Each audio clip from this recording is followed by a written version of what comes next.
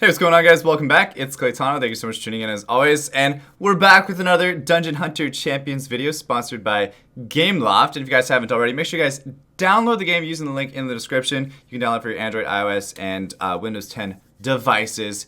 And today, I'm going to be teaching you guys how to gear the water me. Okay, that's ANSGAR. That is the water vampire. And I keep in my mind wanting to say water vamptano, or like something along those lines, like wet tano, moist tano. Some people have even been calling it. Okay, not my name. Okay, but yeah. So it's the champion that I voiced over. It's probably one of the best ones that you guys can get. So if you do have this unit, congratulations. But there's a lot of people that have been asking me, like, how do I gear him? Because he's a little bit interesting to gear, let alone the fact that the advised gear set is brutal vital.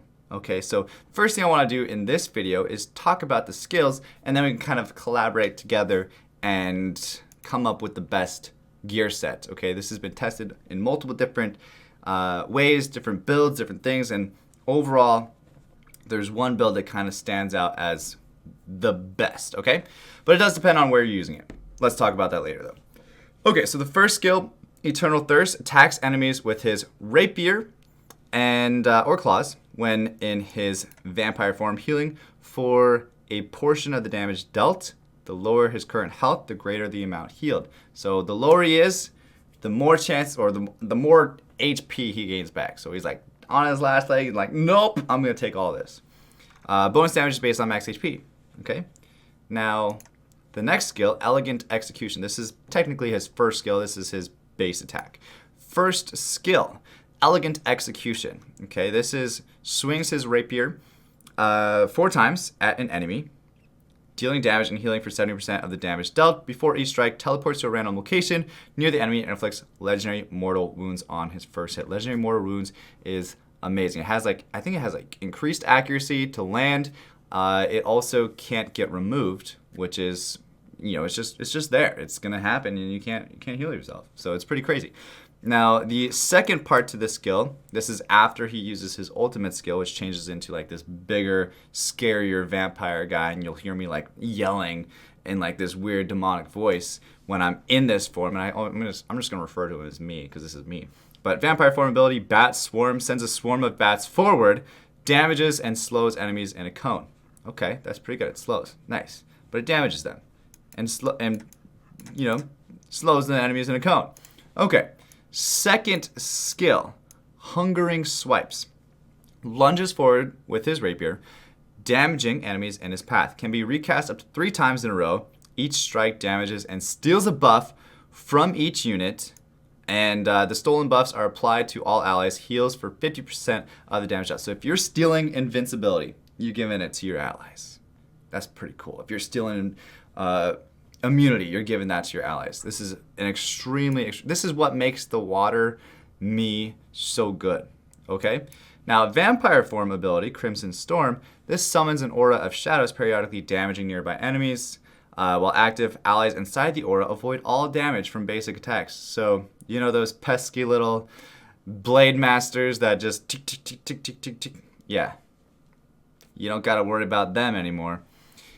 Also, why this is one of the best ones. This unit is crazy, but it does deal damage does bonus damage based on his max HP. Again, keep that in mind. And then last but not least, this is his ultimate skill, and this is called Lord of the Night. Sheathes his rapier and attacks and takes on his true vampire form, resetting all skill cooldowns, removing all debuffs, and gaining immunity for several seconds. This form causes all of his skills to have different effects and grants Eternal Thirst plus 15% life stealing. When he transforms, nearby enemy champions are linked to the vampire for a duration. This link drains health and defense from the enemy. So it's lowering their defense, giving it to me, and I'm also resetting all my skills on cooldown again, so that way I can use all of these again. And this link, I'm transferring them to the vampire. Each enemy's link will break if that enemy moves too far away. So you got to kind of stay in the area, okay? But then it stuns enemies that are still linked at the end of the duration. Pretty cool. Pretty cool stuff. Bonus damage based on max HP. Again, based on max HP, based on max HP, based on max HP. This one I thought was, but this is not. So just the 3 of them. But the enemies drained by multiple vampires will only have their defense reduced once. So if you're using 2 together, the only thing that's causing that to be not okay is that it's just you're only reducing it 1 time. Is basically what it's saying. And the reduction is based on the target's defense, and the increase is based on the caster's defense. Okay, so you're not like if you go against a super high defense unit, and it has like 5,000 defense. Crazy number, right?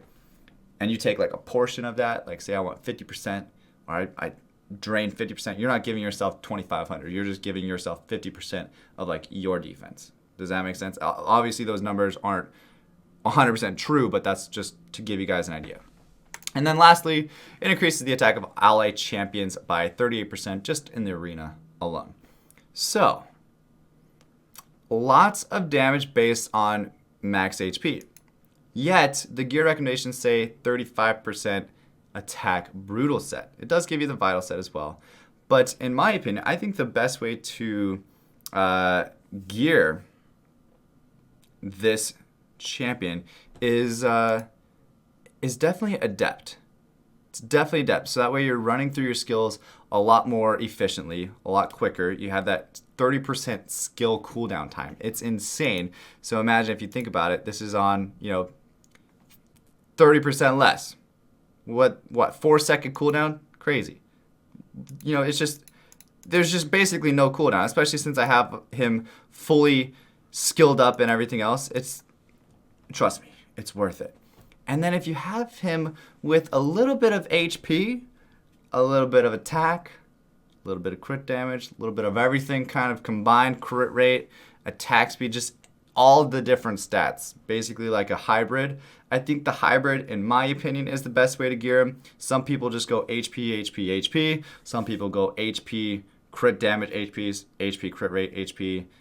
I think I've seen some people go with attack speed as well. But this is how I build mine. Okay, I have mine attack percent, crit damage, HP percent. Okay, like I said, it's a hybrid build. It is on Adept Vital. And you can see here, these are the substats of all of my pieces of equipment as well.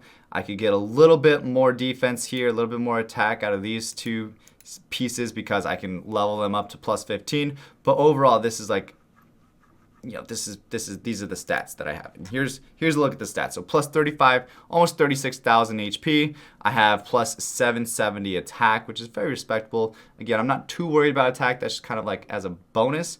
But the HP, I want it to be tanky and then also do damage at the same time. I don't want it to do damage and then also kind of do a little bit extra damage from the HP. Also, 50% resistance I think is pretty important. The crit rate is pretty high. Crit damage also at 165%. And then the accuracy, plus 16%. I don't focus too much on accuracy because he has that legendary mortal wounds. It gives it a little bit of boost in accuracy as well. So that's in my opinion, this is just the best way. And I run him on arena offense, arena defense. I even bring him into some dungeons, even like Blitz. I also bring him there. So the fact that he has like the kind of the hybrid build just allows you to use him in so many different places. And he's really versatile, extremely good unit. And you can kind of build the fire one almost the same way, if you guys were wondering. I have mine on a dazzling set, which I don't really recommend. This is just kind of the gear that I had left over to put onto the fire one because I don't use the fire one as much as I use the water one. All right, so hopefully this helps you guys out in building your vampires and maybe specifically ANSGAR. But aside from that, guys, thank you so much for watching. Of course, thank you to GameLoft for sponsoring this video. And as always, stay soupy, don't be potatoes, and I'll see you guys next time. All right, peace.